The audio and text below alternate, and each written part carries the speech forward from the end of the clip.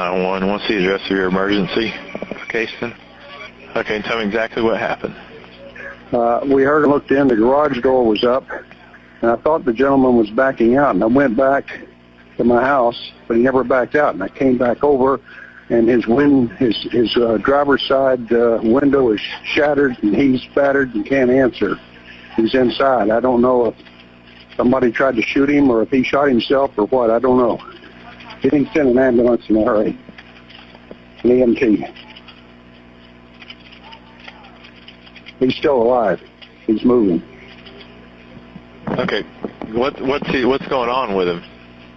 I don't know. The driver's side window is all bashed in, and he's got blood all over his head. He's not responding to me. I think you need to hurry. Yeah, I'm going to get him on the way to you. I just want to ask you a few questions, okay? Go ahead, but send them as you're asking. Yes, sir. They're already on the way, okay? Are you with him now? I'm standing right outside the garage door. Can you tell me how old he is? I don't know. He looks like maybe 35 or 40. Hang on 1 second for me, okay? Okay. All right, sir. I apologize about that. What was how old is the patient again? I'm sorry. I can't tell. He looks maybe 35 or 40. I don't know. Okay. And is he awake? He's just moving his head around, but he's not responding. I've called his name, asked what's going on, or not called his name, but asked him what's happening. He's not responding to that, but his head's kind of rolling around. Okay, is he conscious? Well, I can't tell. Okay. Is he breathing?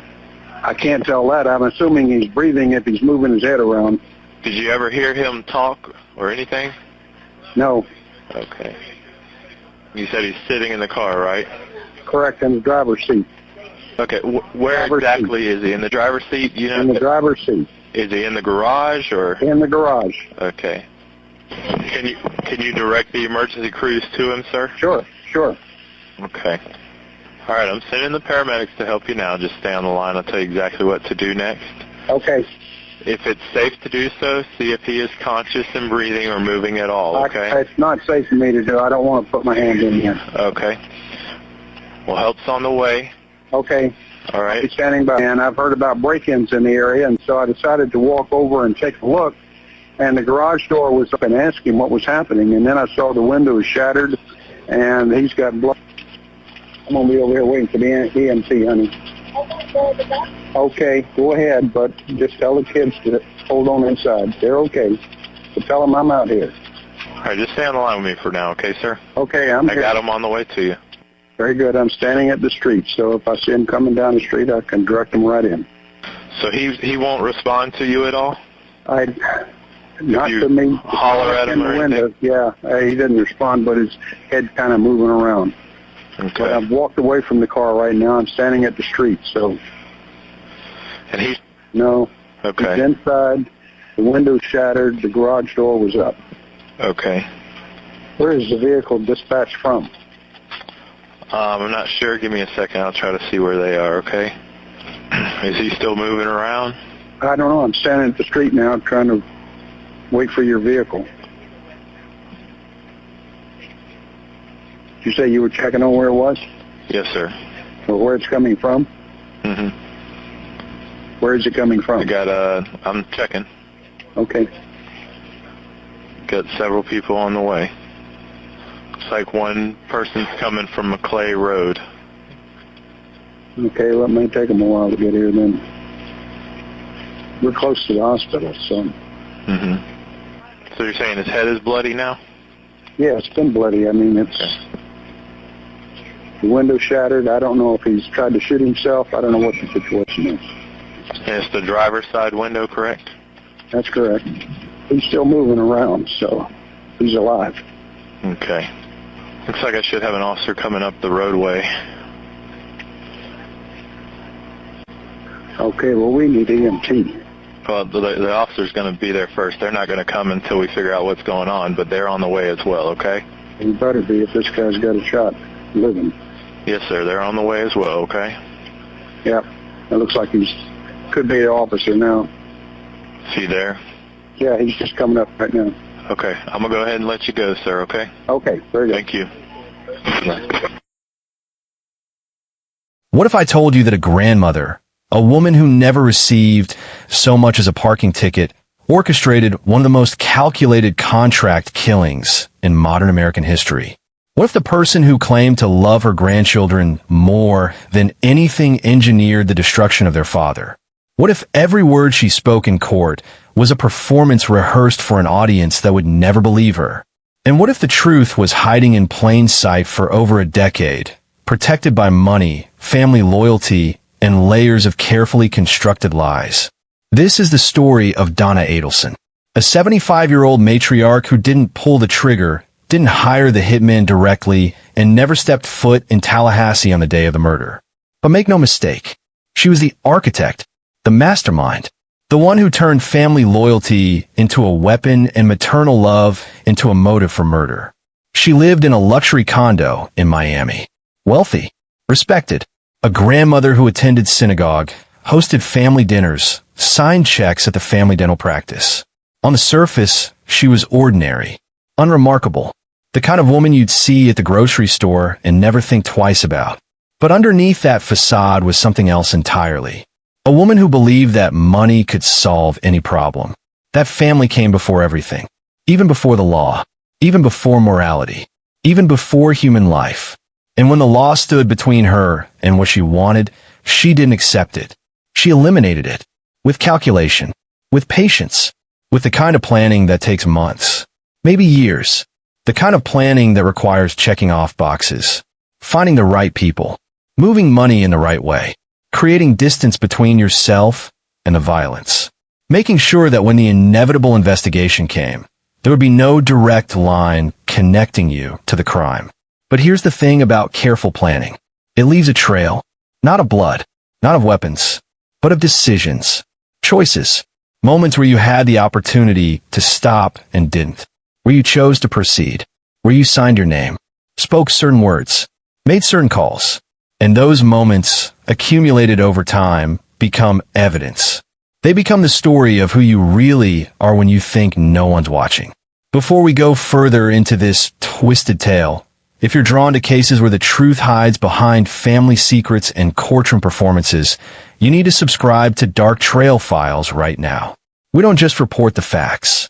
We follow the psychological trail, the moments where guilt slips through the cracks of carefully constructed lies. Hit that subscribe button, because what you're about to hear will make you question everything you think you know about family, innocence, and the masks people wear when they believe they're untouchable. Let's begin. July 18th, 2014. A Friday morning in Tallahassee, Florida. The sun was already climbing, heat settling over the city like a blanket. Dan Markel, a 41-year-old Harvard-educated law professor at Florida State University, pulled into his garage in the quiet Benton Hills neighborhood. He just dropped his two young sons at daycare. The boys were 3 and 5 years old. They'd said goodbye to their father like it was any other day. Because it was supposed to be any other day, Dan was more than a professor. He was a scholar whose work on criminal punishment and retribution had shaped legal thinking across the country. He wrote prolifically, taught passionately. His students respected him. His colleagues admired him. He had built a life in Tallahassee, a career, a home, and most importantly, he was building a future with his sons. But as he shifted his Honda Accord into park, 2 men in a rental car pulled up behind him. They'd been waiting, watching, following him from the daycare. Sigfrido Garcia, the shooter, approached the driver's side window. Dan probably saw him for only a second, maybe less. 2 shots, both to the head, and then silence. The killers drove away calmly. No panic, no rush. This wasn't rage. This wasn't personal animosity from strangers. This was professional, contracted, paid for, and it was a routine morning. Unremarkable, until 2 bullets shattered his car window and ended his life. The violence happened in broad daylight. A neighbor, an ordinary man living an ordinary life, looked outside his window and saw something no one should ever witness. His testimony brought the courtroom to silence. Dan Markel wasn't just a law professor.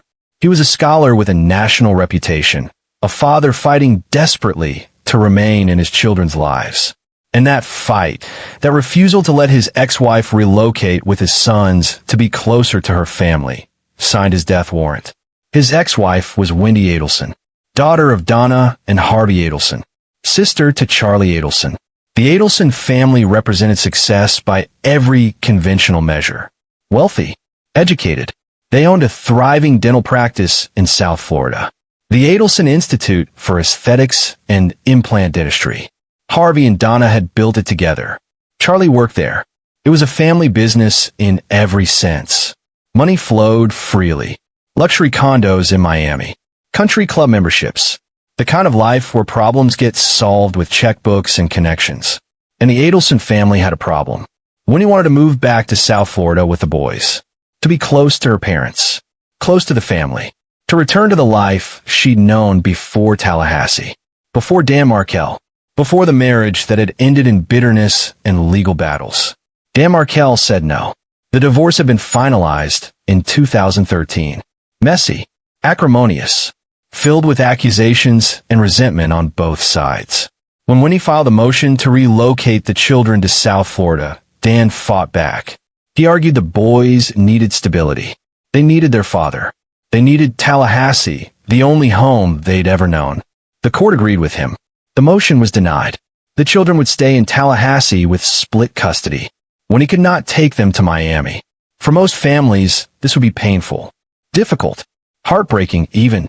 A grandmother separated by geography from her grandchildren, seeing them only during scheduled visits and holidays. But for Donna Adelson, it wasn't just painful. It was unacceptable, intolerable, a problem that demanded a solution. And what Donna Adelson found unacceptable, she eliminated. But there was more to the conflict. Dan Markel had filed a motion restricting Donna's unsupervised access to the children. He alleged she made disparaging remarks about him in front of the boys, undermining him as a father, poisoning their relationship. The motion was pending when he was killed. Pending, meaning a judge would soon decide whether Donna's access to her grandchildren would be limited even further. Imagine that. Being told you can't see your grandchildren without supervision. Being accused of harming their relationship with their father. For someone like Donna, whose identity was wrapped up in family, in motherhood, in control, this wasn't just an insult. It was existential. Hours after Dan Markel was shot, Wendy sat in a police interrogation room, shaken, crying, and she called her mother. Listen carefully to what she says after she hangs up. Okay, here goes. This is the worst day of my life. Maybe I should text them if I can't reach them. Hi, Mom. How's it going?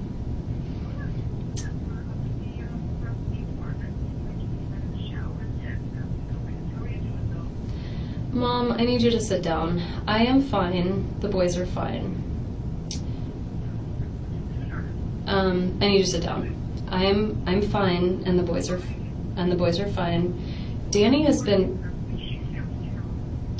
You can put me on speaker. Yeah.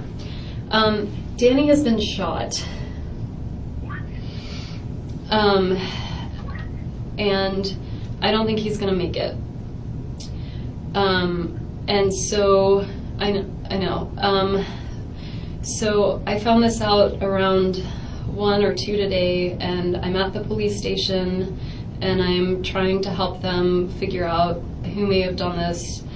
The boys are fine. I had Lynn and Alan pick them up from school, and they're with Lynn and Alan right now.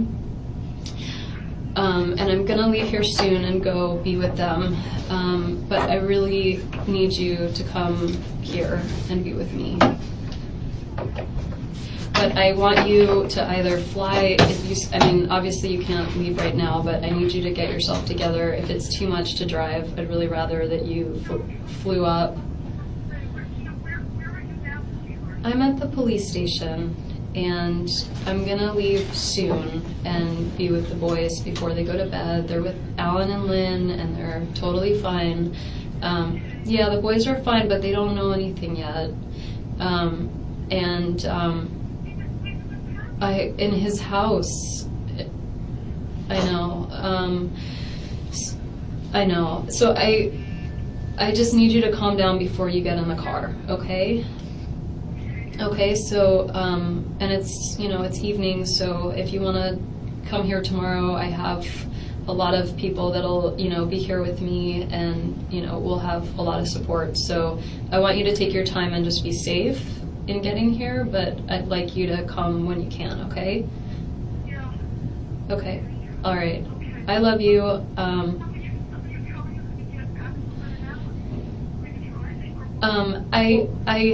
I think Jane might, I have the car here, but Jane might take me. I'm not going to be alone, so I have a lot of support and I'll be fine. Yeah, if you could just come here, that would be great.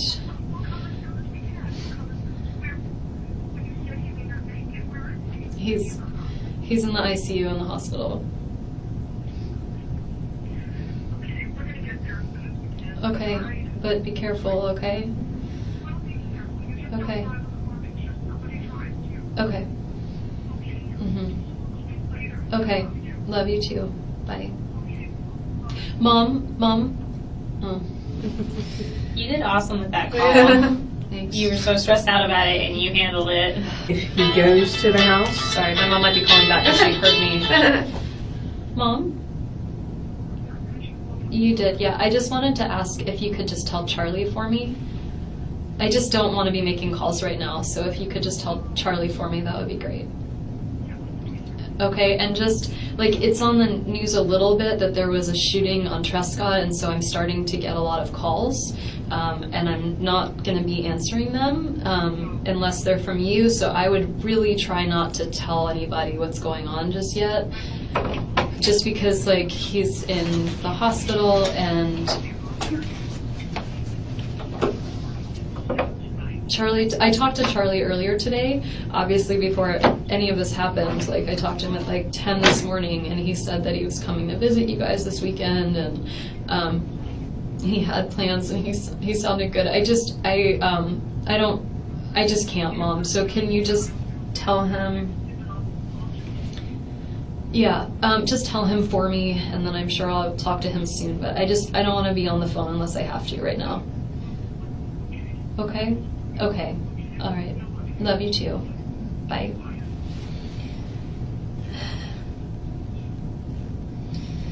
My mom handled that pretty well. Could you hear her? Yeah. I think, because you're a mama, but moms always go in that natural instinct to kind of protect and help and... Yeah.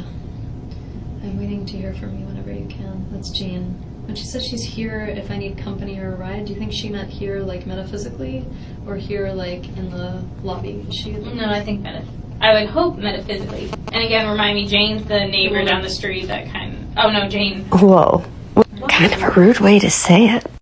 Notice the language. Not my parents would never do this, but they're not capable of this. As if the will was there, just not the ability.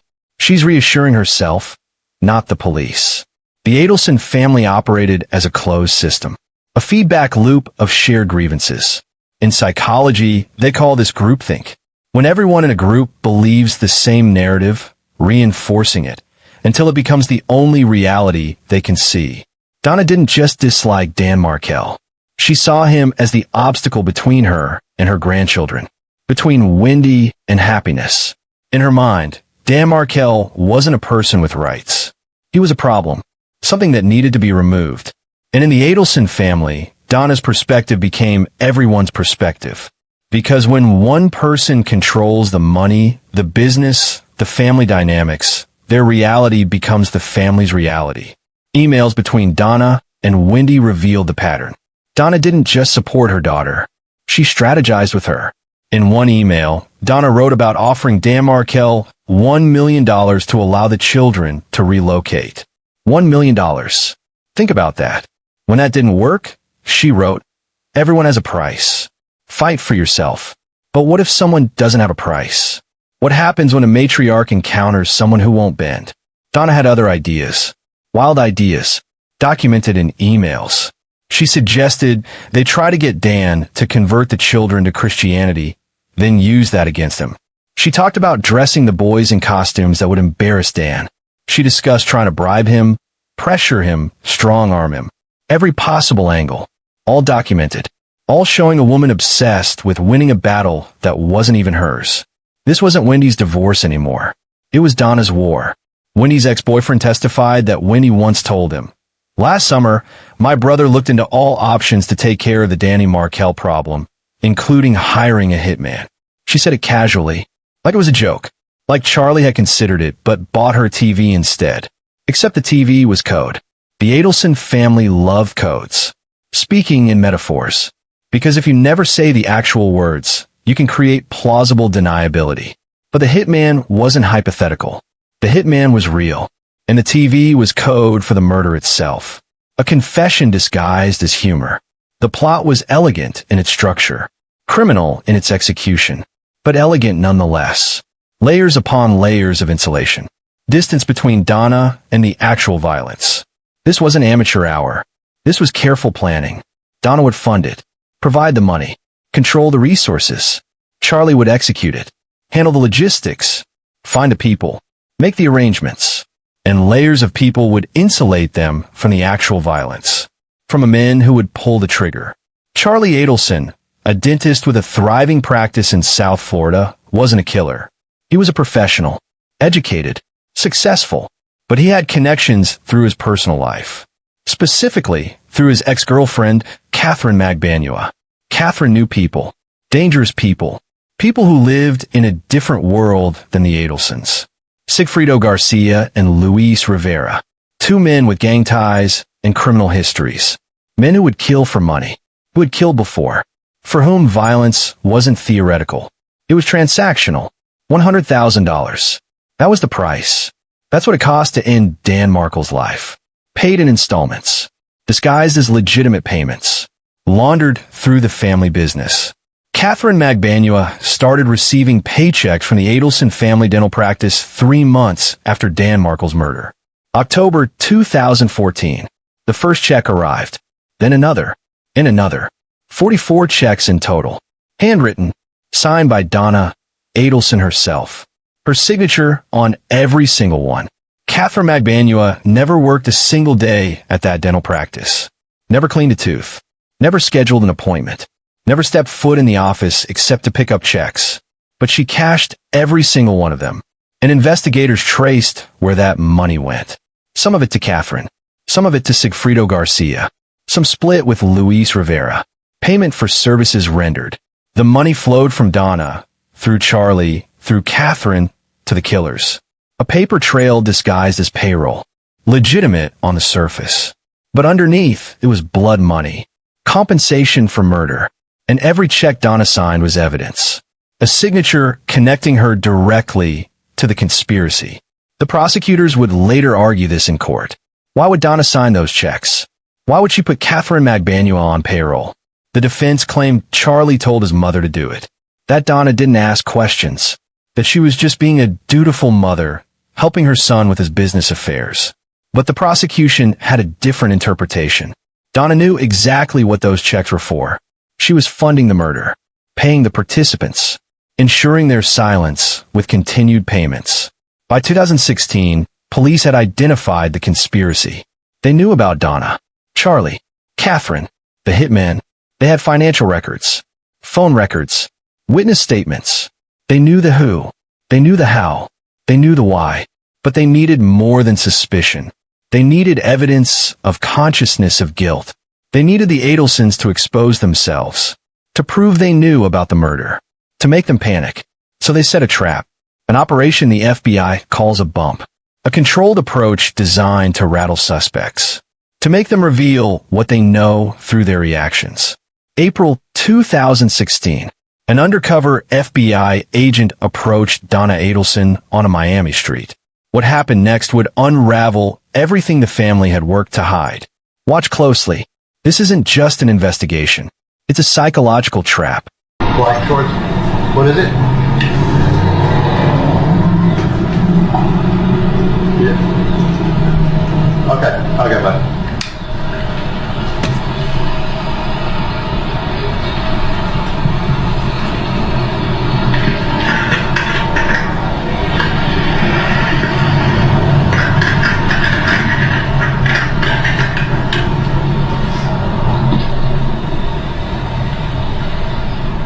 Excuse me, Mrs. Adelson? How you doing? Just want to give you this. Listen. You're scared. No, don't be scared.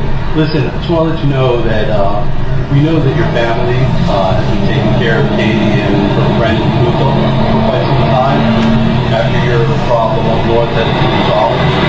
And I want to let you know that my brother, he's incarcerated. He helped your family with this problem you guys had up north. And we want to make sure that he's going through some rough times. We want to make sure that you take care of what he's going through, the way you're taking care of Katie and Tuzo.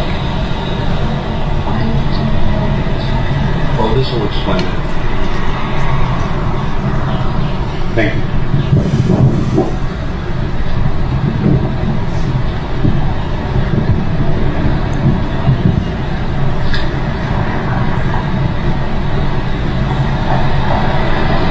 Pause it, please.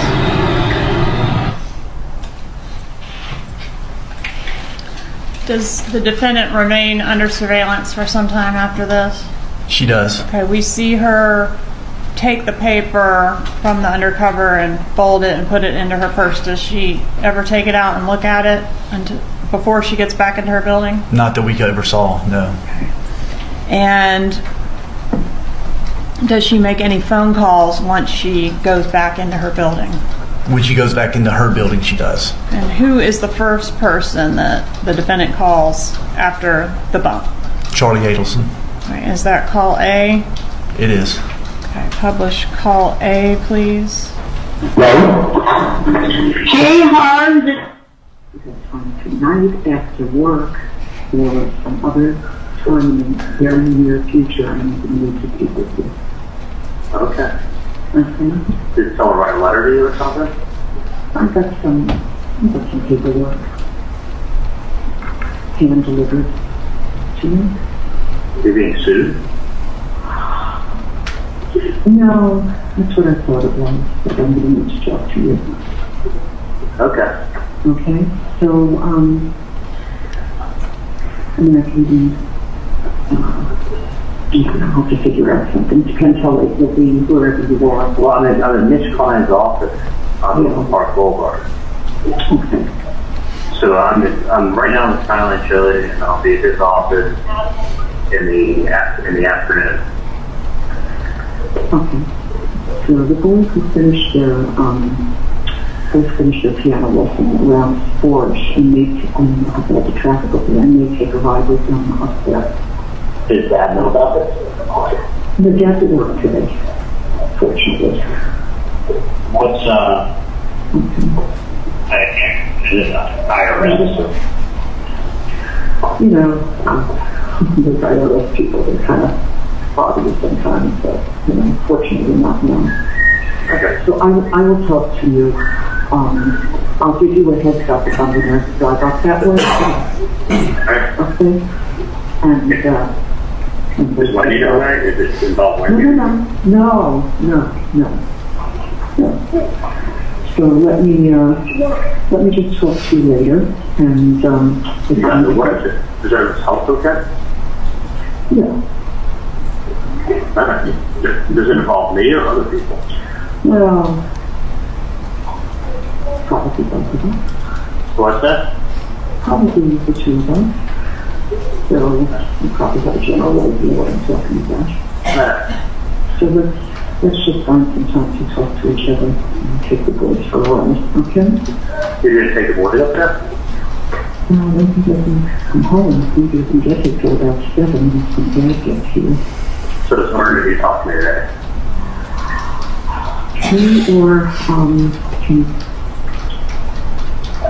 Tomorrow, and it's important. All right.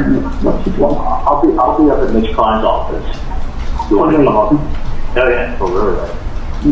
I'm just concerned that I just have to get up there and get back in time for Lindsay to get them. Sometimes she gets out a little earlier, but not because it's kind of nuts here. Can I ask you a question? Whose paperwork sent from? I see that, that's great. I was something that came hand to hand to me, so I exited the building today. Was it anonymous or? No, oh no, it's not anonymous. It's not anonymous. I just don't want to discuss it on the phone. Right, whatever it is. It's silly, but if you want, I wouldn't bother you, trust me. yeah. You want me to come down to see you tomorrow? I have to have the day off. Yes, that would be wonderful. Dad actually works later tomorrow. You know, he goes in at 1 o'clock. We both work out at the gym from 9:30 to 10:30. So whatever it is, I'll take a look at the paperwork. Yeah. I hope it's not the IRS. I just would like you to review it and give me some input into what your thoughts are. Okay? So come down tomorrow. Dad leaves at 12, so anytime after 12 would be good. 12 tomorrow. Yeah, he leaves at 12. He starts at 1 there, so 12, 12:15. I'll come down after that. I think I got to leave and see you guys soon. That would be great. Perfect. I'll talk to you later. Love you coming by.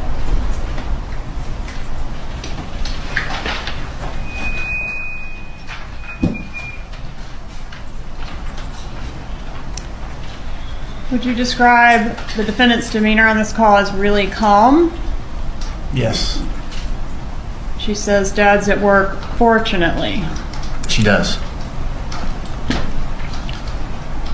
Does she indicate that she's in fear on the call? No, she does not. She was handed a piece of paper that had an article about the murder of Dan Markel, right? Correct. That's what the interaction was about. That's correct. That's what he handed her and made reference to it. And when Charlie asked the defendant what it's about, what does she say? She says to both of us, Probably both of us. Probably the two of us. and then the two of us. Said it twice. Does she say the name Dan Markel on this call? No, she does not. Does she say the name Dan Markel anywhere on this wire? No, not that I recall. Did she report this incident to the police? No, she did not. The agent posed as the brother of Luis Rivera, one of the hitmen. He approached Donna on a busy Miami street, Alton Road, a place she felt safe, familiar, and he handed her a flyer, an article about Dan Markel's murder, with $5,000 written on it, and a phone number. The agent never mentioned Charlie by name, never said the word murder directly. He simply implied, I know what you did. My brother helped your family with a problem up north. He's going through rough times, and you need to take care of what he's going through.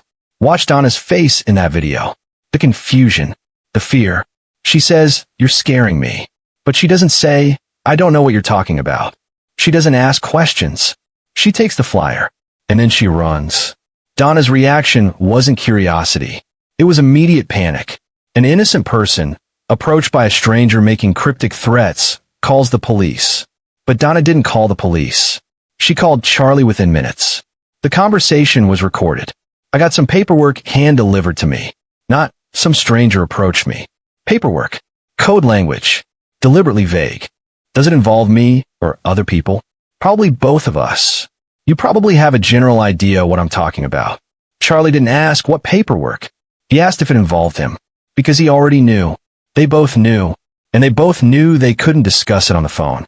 An innocent person asks questions. What paperwork? Who delivered it? What does it say? But Donna didn't ask. She knew. And Charlie knew. And they both knew they couldn't talk about it on the phone. They met the next day at the Dolce Vita restaurant in Miami. FBI cameras and microphones captured everything. The audio was difficult at first. Restaurant noise. Clinking glasses. But the FBI enhanced it. And what emerged was damning. Charlie talked about smoke grenades and cockroaches. A metaphor. Law enforcement throws smoke grenades to make the cockroaches run out. He understood exactly what was happening. This wasn't a real blackmail attempt. This was a test. A trap. He talked about not going to the police because it would put a spotlight on the investigation. Think about that logic. If you're innocent and being extorted, going to the police is the obvious move. But Charlie said no, because scrutiny was the last thing they wanted. And then came the line prosecutors would play over and over at trial. If they had any evidence, we would have already gone to the airport. That line. Remember that. Because that's not hypothetical. That's a plan. An escape route they'd already discussed. The bump didn't lead to arrests. Not yet. But it triggered thousands of wiretap phone calls. Donna calling Charlie. Charlie calling Catherine. Catherine calling Sigfrido Garcia. Everyone scrambling. Charlie even called the undercover agent's number directly. Used a code to hide his phone number. Asked about Tato and Tudo and Katie. Nicknames for the co-conspirators. The call proved he knew the names. The connections. Donna even called the undercover agent directly weeks later. Her voice shaking. Desperate. This is Mrs. Adelson. You approached me on Alton Road. You handed me an article from the newspaper. I'm taking you seriously. And I really want you to listen to me.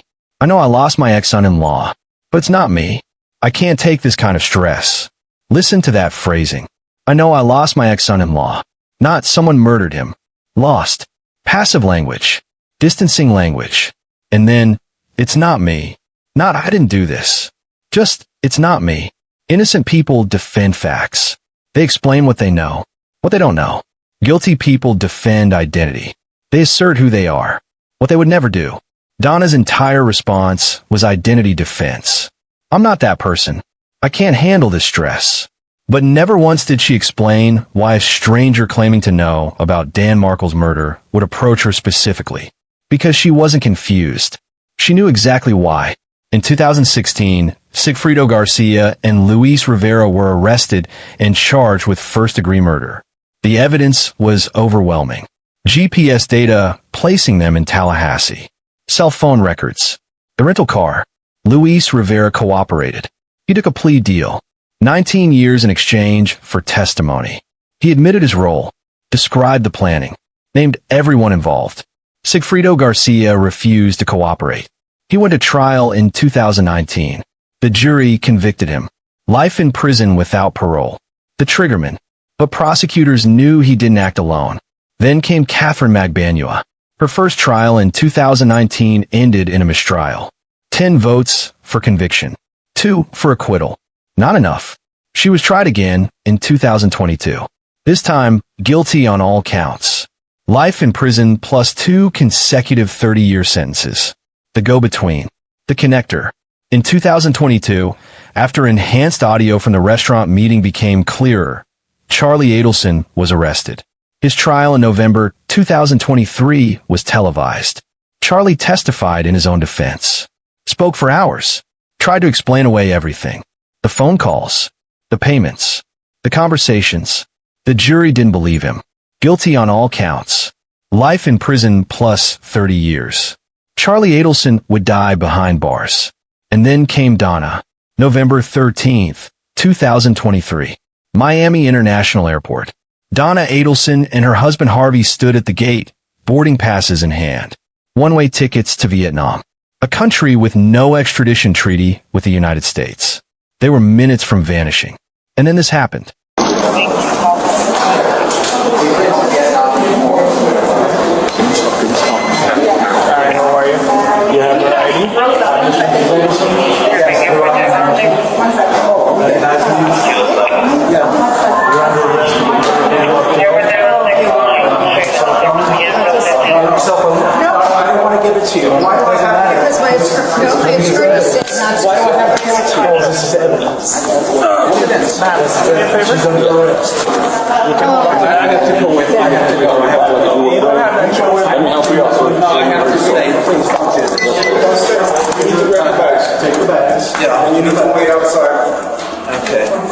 My husband's almost 80 years old. He can't come with me? Please, can I help? No, you can't do it. Oh, don't do this, please. Please. Oh, Someone's got to help him get home. It's terrible. You can't do this. This is insane. Is that okay with you? Please. Please come back with handcuffs on. She's not going anywhere. Say your seat. Please. Do you have anything in your pocket? No. Do you have anything of value in you? No, I Does she have a necklace on? You can take it off. Yeah, take it off. Yeah. And the earrings. And the rings. Take everything. You give it to your husband. Because once you arrive at County Yale, they're going to make you remove all that. Can I call my attorney? You can get the passport already? Where am I going? Just open your finger. Where am I going? You're going to the Dade County Jail. Dade County Yale. No, this is right here. The one on...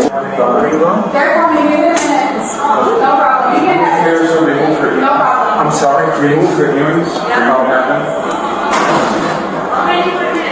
Yeah, I'll call. Get an Uber, go home. I will. Take I it will. easy. I will. All right? Yes. Here, hon. If there's anything else in her person that she wants. Oh, it's coming, sweetheart. I got it's coming. Just a second. Do you have her driver's license by any chance? I'm sorry? Her driver's It's in my Yeah. it's in my purse. Yeah. How it is? Yeah, then you could give it.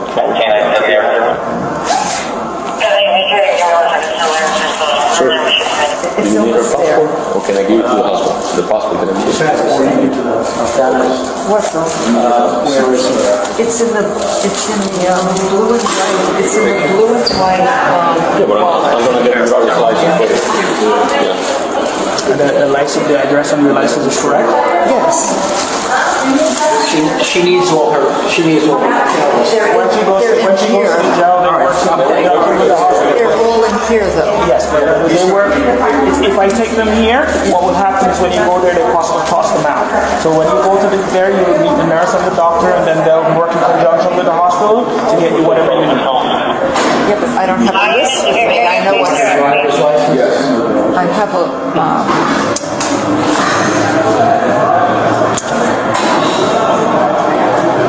Is it multiple or is just one or two? No. There's a bag of medication in here. Is that what you're asking me? She can take medication. No, I know. I was just trying to find out if it was like one or two. Yeah, if it was one or two, then she maybe could take the name down. Do you need anything else from her? Can I ask Or you we're good to something? go? Can someone just get my husband outside and So I'll get her. This gentleman here will assist him in any way. I'll be okay. I have a ring. Hold on. Let me have the ring, please. Yeah, no, I'll go for it. That's crazy. I love you. Okay, thanks. All right.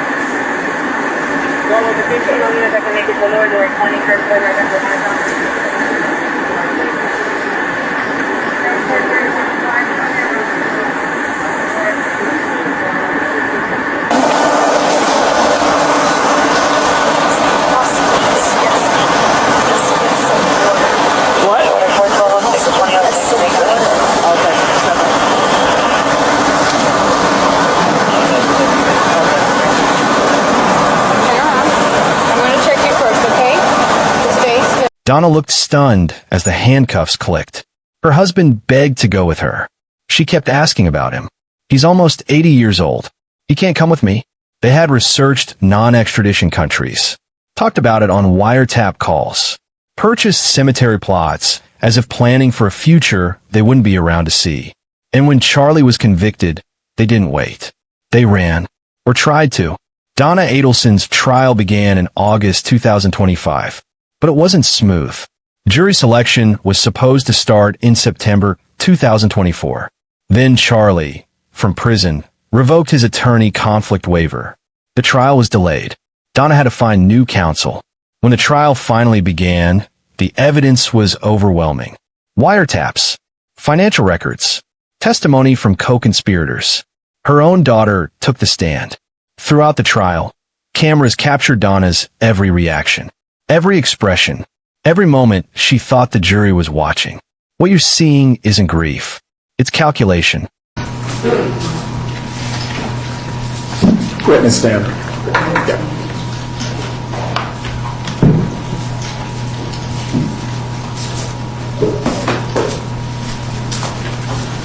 Please raise your right hand as best as you can.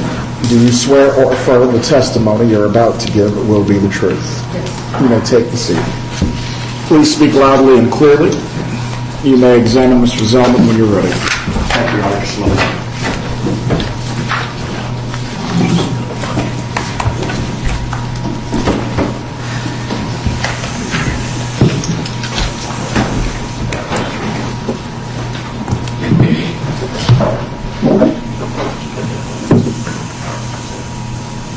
Good morning.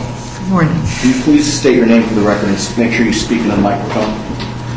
Yes, Donna Adelson. Now, I want to direct your attention, we heard the call earlier. The call on November 7th of 2023 at about 3 o'clock in the afternoon, and for the record, that was call number 561. Do you remember where you were? Yes, I was in my apartment, in my living room. Do you remember who was present when you got the call? Yes, my husband, Harvey, and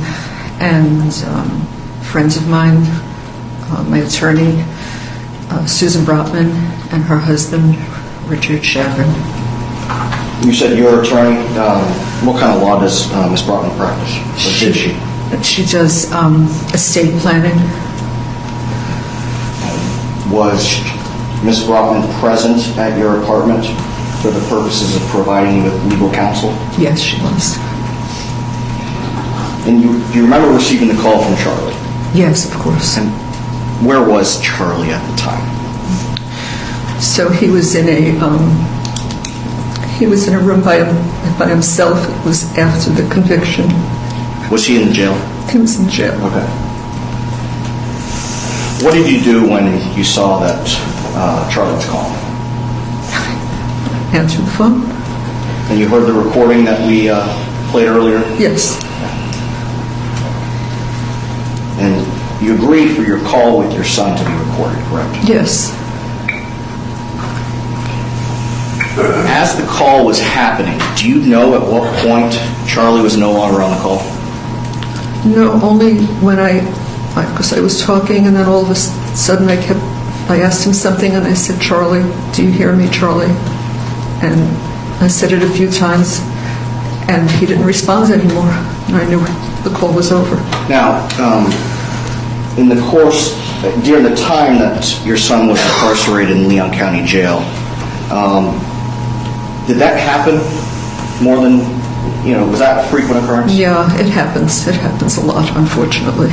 Okay. And would there be times when you didn't realize at first that he was no longer on the call? Yes. Where in your apartment were you when this happened? So I was in my living room.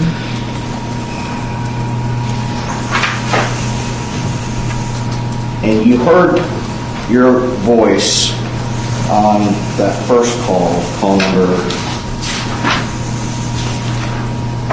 562,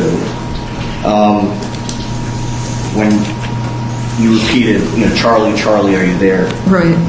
Did you believe the call had ended? Yes. And in times prior to this, what would happen after that? What would you do when that would happen? If he didn't respond anymore, that was it. The call was over. And what would you do with your phone? I'd hang up. Now,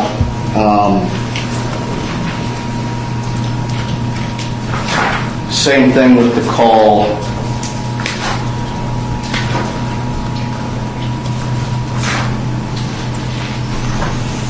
on November 8th of 2023, the one at 6:38 in the morning. Do you know at what point your son was no longer on the phone? I don't. I don't remember the... In either one of those situations, or in both of those situations, did you believe the call was over?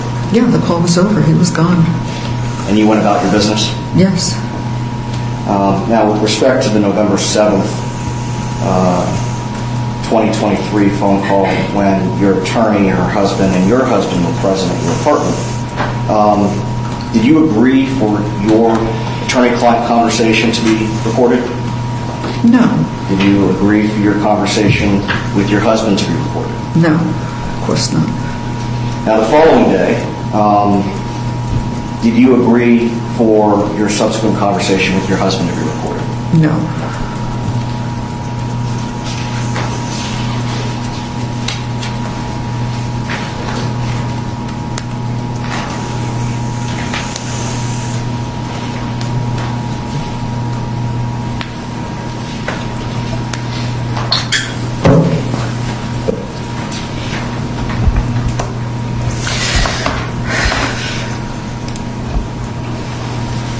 Now, you heard the recording.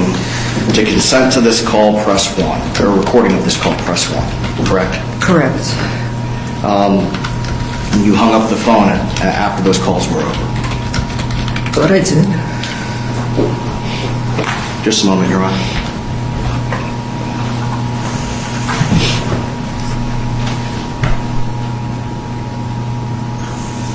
Nothing further at this time, Your Honor?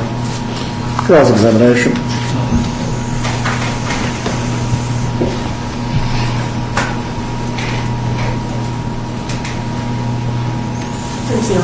Good morning. So there in the room with you during this call was, you said your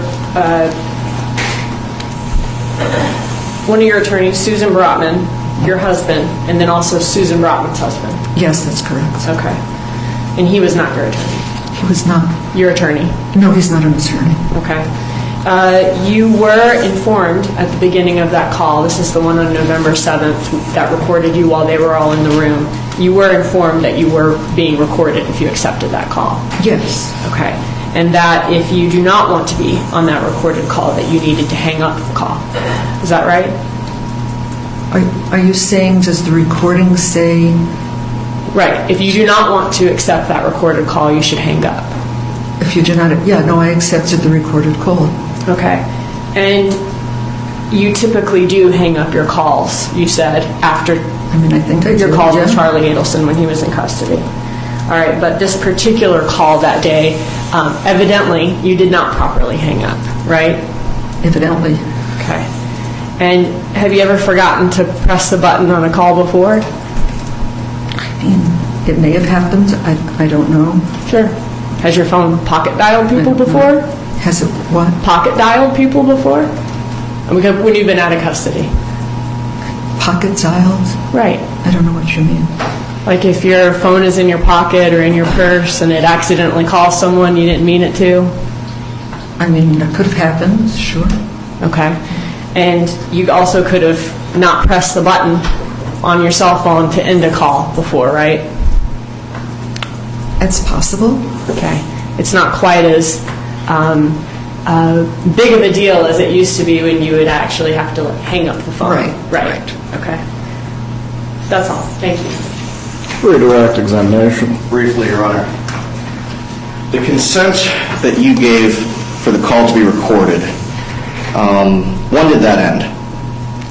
It ended when Charlie hung up, or when whatever stopped the call. I mean, I don't know how it stopped, but it stopped. When the call was over with Charlie, it was over. Nothing further. You may step down.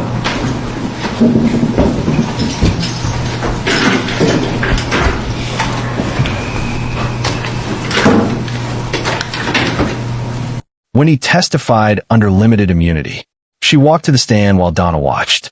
The judge cautioned Donna to control her emotions. Wendy denied involvement. She said she hadn't spoken to her mother since Charlie's conviction, but she testified that Donna had pressured her to testify differently at Charlie's trial. Wendy refused. They haven't spoken since. Prosecutors presented emails between Donna and Wendy. The emails showed Donna's obsession. One discussed the grandma motion, restricting her access to the children. Another showed plans to strong-arm Dan. Donna's defense was simple. She was a meddler, not a murderer. Her attorneys argued Charlie acted alone, but the prosecution dismantled that narrative. They showed wiretap calls where Donna spoke in code. They showed her Vietnam flight, the one-way ticket, a recorded call where Donna said, "We've been looking it up over and over because things change if there is extradition from Vietnam." A naive mother doesn't research extradition treaties. Donna decided not to testify.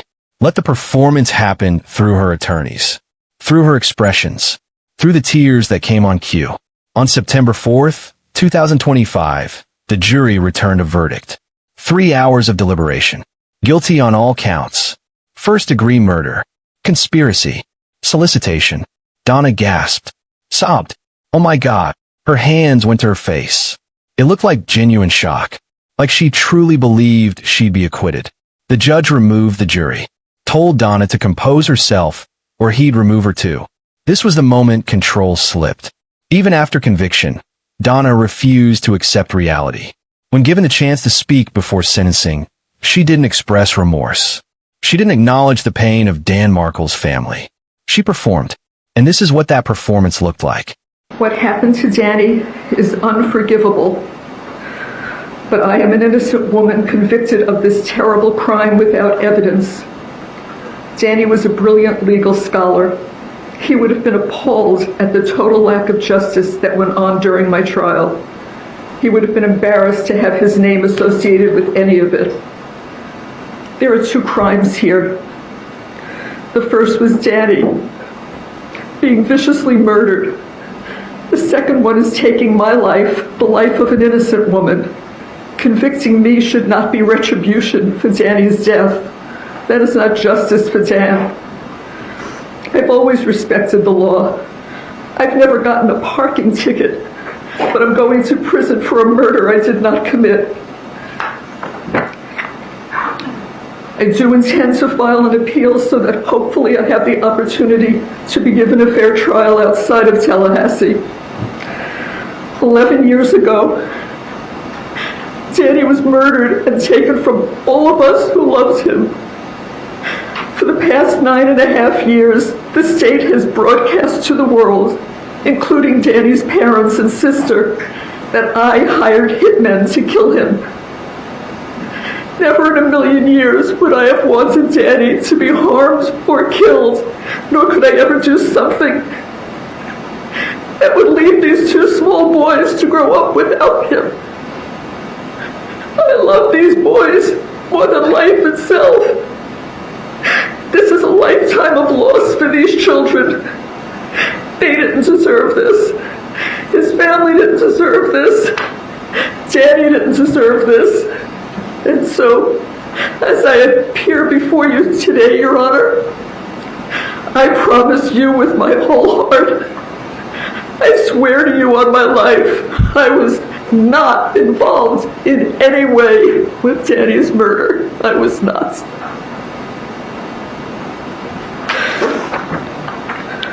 Judge, have any further argument to make? I've always respected the law. I've never gotten a parking ticket, but I'm going to prison for a murder I did not commit. Innocence as an obsession. She repeated it again and again, as if saying it enough times would make it true, as if volume could replace evidence. But here's what's revealing. She didn't say, "I didn't do this." She said, "I'm an innocent woman." She made it about identity, about who she believes she is, not what she did. And then came the complaints. Donna's strategy shifted. If she couldn't claim innocence successfully, she'd claim victimhood. Listen to how she frames herself as the one who suffered. Okay. And then she named a package that she wanted. And she's out. She was gone. She was just that fast. that fast. Okay. How bad would you, on a scale of 1 to 10, how bad would you rate the pain at the time that she did that to you? Oh my God, it was a 10. Okay. I didn't know my arm could reach that far back. Okay. And what did you do after she did that to you? So, kind of stood there for a minute, and then I just thought, okay, I'm going to go back to my bunk. And I went back to my bunk, and I got under the covers, and I cried. I just stayed under my covers. I didn't come out. Okay. Where were you at, first of all, when that took place? In October. So I was in the bathroom. It's 10:30 at night. I went in to brush my teeth. Okay. There are three sink stations in the bathroom. Each one has 4 sinks. And I was at the center station with my back to the door, and I'm a righty, so I was holding right hand, and I was balancing myself with my left hand on the sink, just brushing my teeth. That's all I was doing. And what happened?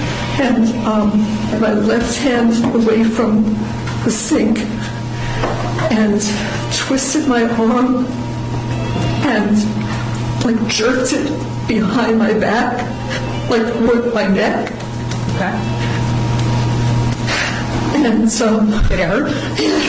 Yeah, it hurt. Okay. What happened? It hurt. And I said, "What are you doing?" And she's, in the same breath that she did that with my arm, she said, "You're going to buy me commissary." I said, "I'm going to what?"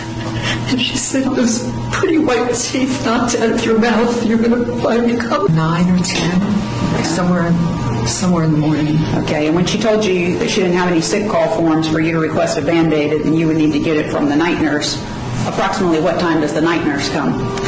So the night nurse comes anywhere from 11:30 to 2:30 in the morning. 11:30 p.m. to what time? 2:30 a.m. to 2:30 a.m. Right. And in the meantime, you were supposed to use the feminine pads? I called my husband. He told me to elevate my arm, to wash it. Assaulted, denied medical care, treated unfairly.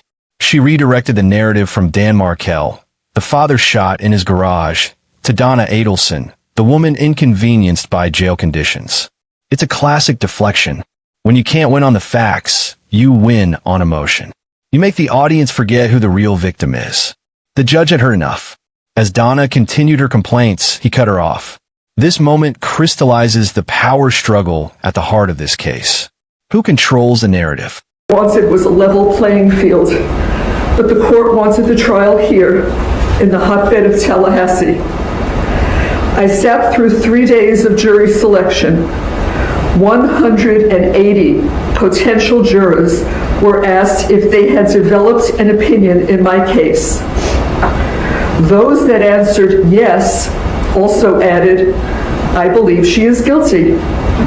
Not one person, not one, said, "I think she may be innocent." That should have been a clue to the court to grant our motion for a change of venue, but the court denied the motion. One of my jurors admitted during jury selection that she had background information concerning what one of the state's witnesses would be testifying about. Why was she allowed to be on my jury? What? No. Another juror. Mrs. Fulford. Oh, I didn't hear you. Mr. Zellman. Again, this has nothing to do with elocution of any sort. This is a raising of grievances, which are properly given to the appellate court. What does any of this have to do with sentencing? Could I have just one moment, please?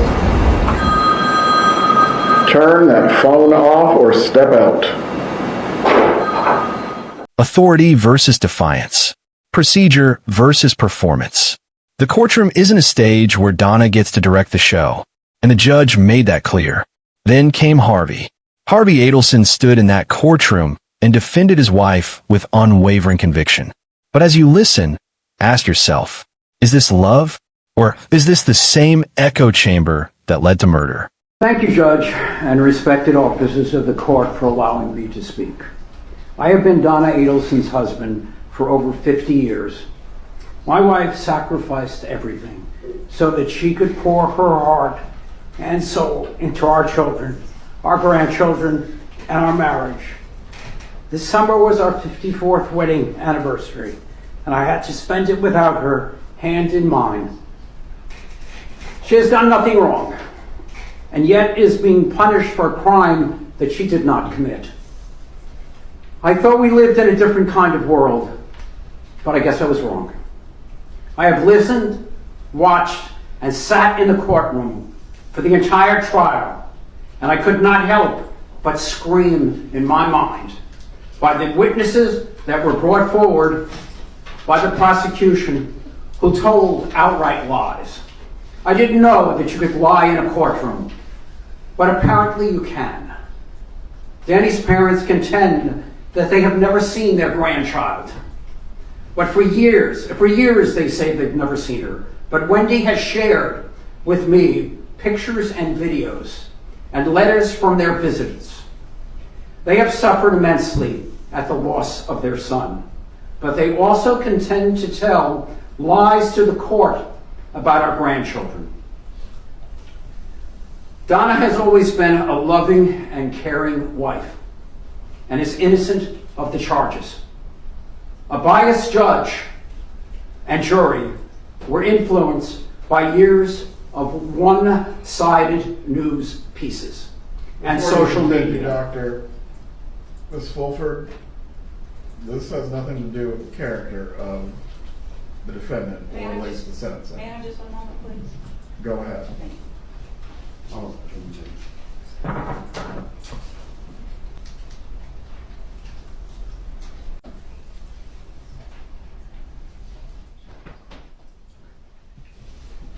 All right, thank you for letting me continue. Donna did not participate in the heinous acts that she was convicted of doing. You are sending an innocent woman to prison. You have taken my wife and you have taken my life as well. And for what? This is not justice. It is vengeance, and it is wrong. You have an examination for Dr. Adelson. No, Your Honor. No, Judge. Any other witness statements that you wish? Harvey didn't just defend Donna. He attacked the court, called the conviction vengeance, accused the judge of bias, insisted she'd done nothing wrong. The same family language, the same deflection, the same refusal to acknowledge reality. Belief circulating in a closed system, reinforcing itself, never questioning, never doubting. And then the judge spoke. His words were measured, deliberate, every syllable chosen with precision. This wasn't just a sentencing. This was a verdict on who Donna Adelson really is. Please rise.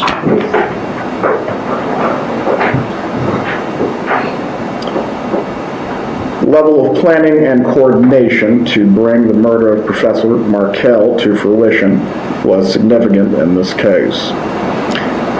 These were not crimes of chance or opportunity, and these crimes also required you to conspire with your son and others. You certainly can choose to deny your involvement and maintain innocence. The court finds the evidence in this case is clear. You will be sentenced accordingly this afternoon.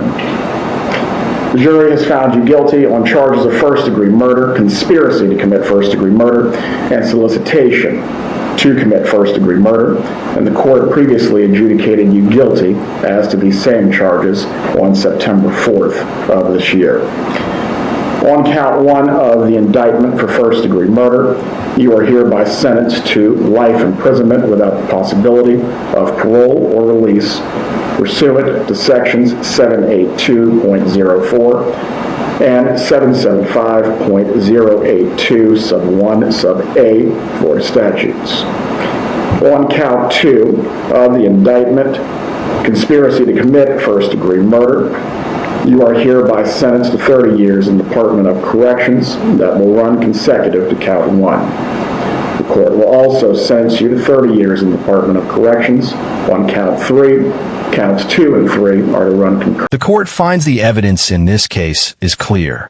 You certainly can choose to deny your involvement and maintain innocence. But then came a line that mattered. Careful planning. Not impulsive, not accidental, not a moment of weakness. Careful planning, time, thought, choice, premeditation in its purest form. Planning implies control, and control is what Donna Adelson craved. Control over her daughter's life. Control over her grandchildren's location. Control over the narrative. And when she couldn't control Dan Markel, she eliminated him. Before the sentence was handed down, Donna was given one final chance to speak, to show remorse, to acknowledge the devastation she caused. Instead, she gave this. She can remain at council table. Thank you. I'm going to move the microphone.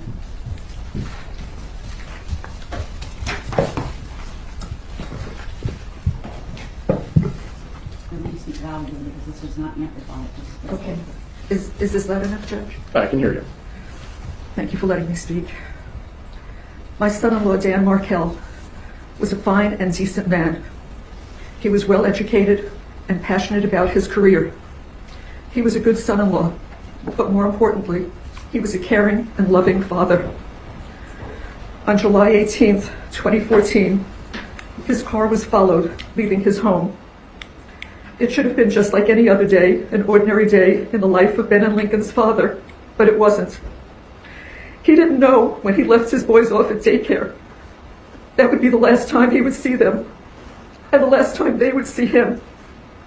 He didn't know when he went to the gym afterwards that would be the last time he would exercise. And he didn't know when he drove home that his life would end within minutes. Danny wasn't just being followed, he was being hunted. He was brutally murdered in broad daylight, sitting in his car, in his garage, by vicious killers. I cannot imagine the terror he felt when he saw a gun pointed at him through the window of his car. I cannot conceive of his heroic efforts to stay alive during the hours after the attack. Danny died in the early morning hours of July 19th. His death is a loss to his children, his parents, his sister, all of us in his family, his friends, his colleagues in the legal community, and to his students at FSU Law School. Danny's boys each have a photo of themselves with their Abba, their dad, beside their beds. They grew up kissing the framed photo and saying, "Good night, Abba, I love you." The pictures and memories are all they have because cruel, cold-hearted people took him from all of us who loved him. My heart was broken when Danny died.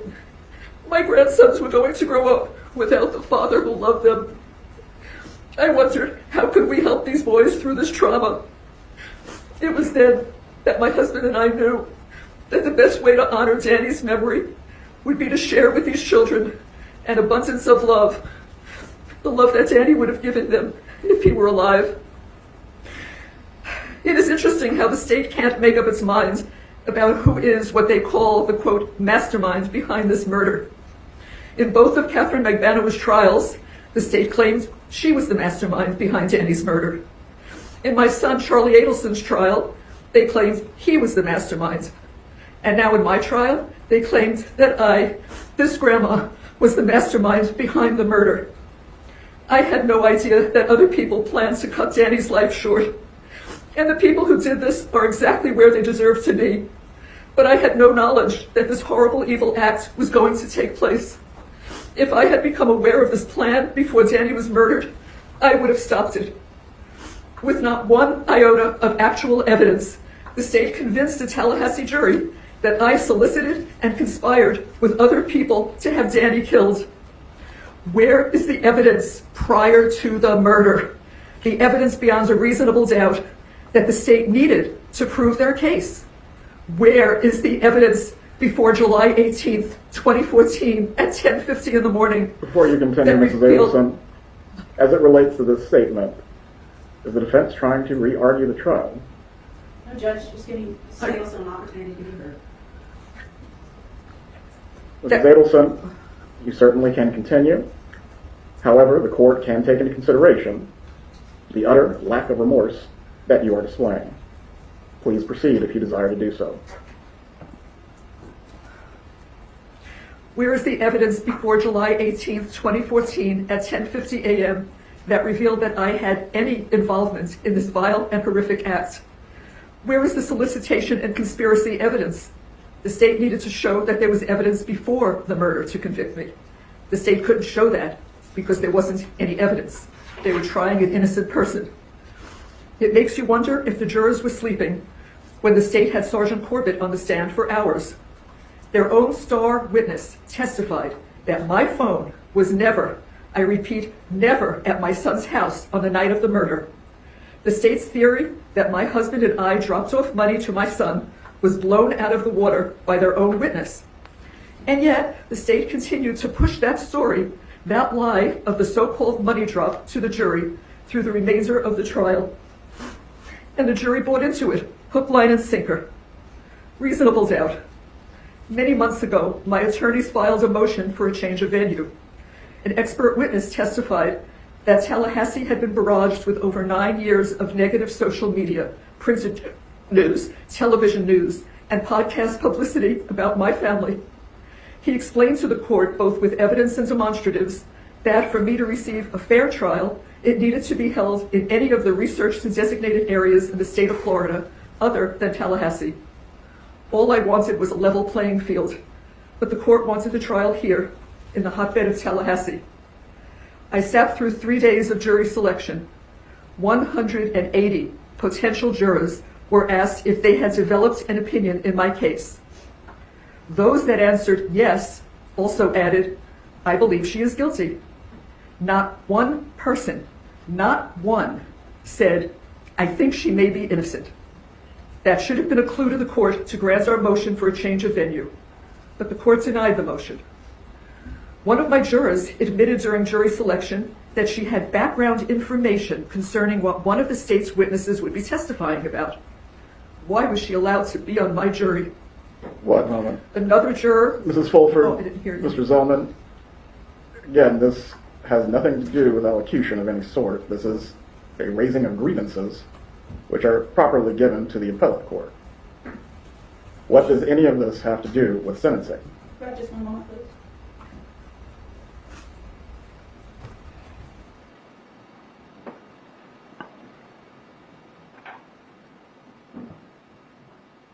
I swear to you on my life, I was not involved in any way in Danny's murder. Still performing, still claiming, still denying. Dan Markel's mother, Ruth, had spoken earlier, her voice breaking. We have lost a treasure. My son Dan's life was cut tragically short at 41 years old. She said her family was cursed. She is the curse. Dan's father, Phil, asked a simple question. Was it worth it? Donna never answered. October 13th, 2025. The sentence came down. Life in prison without the possibility of parole for first-degree murder. An additional 30 years for conspiracy and solicitation. To be served consecutively. Donna Adelson will die in prison. She's been transferred to Homestead Correctional Institution in Miami-Dade County, as close to Harvey as the system allows. She's filed a notice of appeal. So has Charlie. Mother and son. Both serving life. Both still claiming innocence. 5 people have been convicted in Dan Markel's murder. Sigfrido Garcia, Luis Rivera, Catherine Magbanua, Charlie Adelson, Donna Adelson, all of them tied to a family that couldn't accept a court's decision. But 2 people remain uncharged. Wendy Adelson and Harvey Adelson, both named by prosecutors as unindicted co-conspirators. Both granted immunity for testimony. Both insisting they knew nothing. When he testified against her own mother, denied involvement, denied knowledge, and walked away. Harvey stood in that courtroom and called his wife's conviction a travesty, then went home to his life in Miami.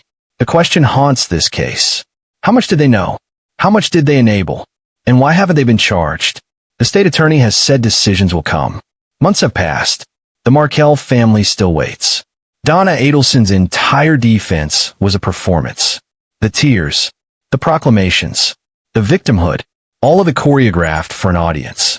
But here's what performances can't hide. Evidence. And the evidence was clear. The checks she signed for a woman who never worked at the dental practice. 44 checks. Every one with Donna's signature. everyone linking her to Catherine Magbanua.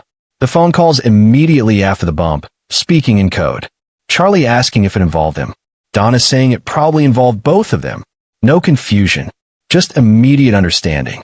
The one-way ticket to Vietnam purchased days after her son's conviction. Not a vacation. An escape plan activated when the walls started closing in. The wiretaps where she discussed non-extradition countries. Where she talked about cemetery plots. Where she referenced looking up countries to see if things had changed. And most damning of all, her silence about Dan Markel himself. Throughout her trial, her statements, her complaints, she never once spoke his name with sorrow. Never acknowledged his children growing up without a father. Never expressed regret for the pain his family endured. Because to express regret would be to admit involvement. And Donna Adelson will never admit that. Not to the court. Not to the public. Perhaps not even to herself. She's constructed a narrative where she's the victim. Where her family has been torn apart by a vindictive system. And she'll die believing that story. Because accepting the truth is something her identity can't survive. But here's what we know. Dan Markel was a father, a law professor, a scholar, a man who loved his children. And he was shot twice in the head in his own garage because he wouldn't bend to the will of a family that saw him as disposable. And Donna Adelson, the woman who never got a parking ticket, orchestrated it all. Not with her hands, but with her money, her influence, her absolute refusal to accept anything less than what she wanted. The performance lasted over a decade. From the murder in 2014 to her arrest in 2023. 9 years of pretending. 9 years of claiming innocence while knowing the truth.